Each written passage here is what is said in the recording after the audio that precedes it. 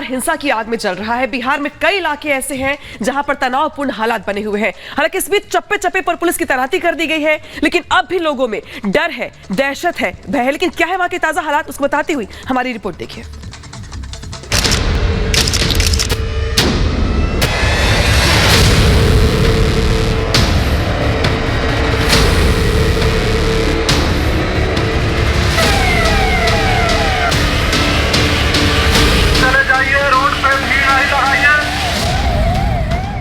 बिहार में नफरत की आग किसने सुलगाई? सासाराम और नालंदा को हिंसा की आग में किसने झोंका? पुलिस तैनात रही, फिर भी बमबाजी कैसे हुई? सवाल इसलिए क्योंकि 4 दिन बाद भी बिहार हिंसा के साए में। नालंदा से लेकर सासाराम तक तनाव के हालात, सड़कों पर पुलिस का सख्त पहरा है। लेकिन बावजूद इसके सासाराम में बमबाजी की खबरें सामने आई हैं, जिससे दहशत और बढ़ गई।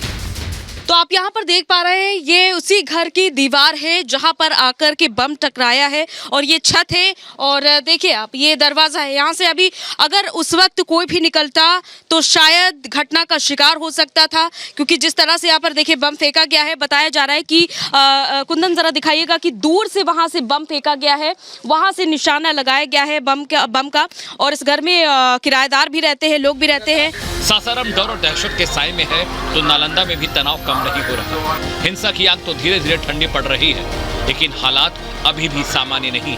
नालंदा में धारा 144 लागू, स्कूल कॉलेज अगले आदेश तक बंद कर दिए गए हैं। अफवाह न फैले इसलिए इंटरनेट सुविधा भी बंद है और रैपिड एक्शन फोर्स सड़कों पर मार्च कर रही है। लेकिन अब स्थिति धीरे धीरे नियंत्रण में आती हुई नजर आ रही है, लेकिन माहौल जो है वो अभी भी तनावपूर्ण यहाँ पर कहेंगे कि थोड़ा बना हुआ है, क्योंकि लोगों के भीतर एक डर देखा जा सकता है। लोग अभी भी थोड़े से डरे हुए हैं, दुकानें आदि सब बंद हैं और लोग घरों में कैद रहने को मजबूर हो गए हैं। वो परेशान हैं, उनको डर है कि कहीं दोबारा से जो माहौल है वो खराब ना हो जाए। हालांकि रामनवमी के अगले दिन यहाँ पर हिंसा हुई, उसके बाद अब जिस तरीके से पुलिस यहाँ पर लगातार गश्ती कर रही है, स्थिति को नियंत्रण में रखा गया है और बाकायदा अनाउंसमेंट भी हर थोड़ी देर में की जा रही है कि धारा 144 लागू है और अगर कोई भी इसका उल्लंघन करता है तो उसके खिलाफ सख्त से सख्त कार्यवाही की जाएगी।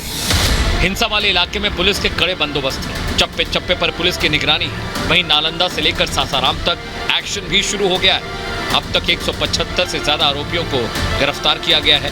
बाकी उपद्रवियों की भी पहचान सीसीटीवी से की जा रही है। शांति व्यवस्था बनी रहे, इसके लिए पुलिस के आलाधिकारी गश्त पर हैं। दावा है कि हालात अब काबू में हैं। सासाराम की स्थिति का जायजा हम लोग ले रहे हैं घूम के। अभी तो ऐसे शांतिपूर्ण स्थिति है, लेकिन सभी जगह फोर्सेस डिप्लॉयड है और सबका सुरक्षा का जो इंतज़ाम है वो किया जा रहा है। और वो है, हर चप्पे चप्पे पर आप लोग देख रहे होंगे कि फोर्सेस तैनात है और जो भी गलत किया हुआ पाया जाएगा उस पर कड़ाई से कार्रवाई होगी। इसी में यही मैसेज देने के लिए मैं आया हूँ पटना से। नहीं, जो 3-4 घर है जो आप बता रही हैं वो उस समय उसके बाद वो हटे हैं, लेकिन उनके लिए प्रयास हम लोग कर रहे हैं। उनको भी सुरक्षा दी जाएगी, लेकिन वो खुद अपनी मर्जी से आएंगे तभी हम उनको ले आएंगे। उनका संपर्क करने का प्रयास किया जा रहा है।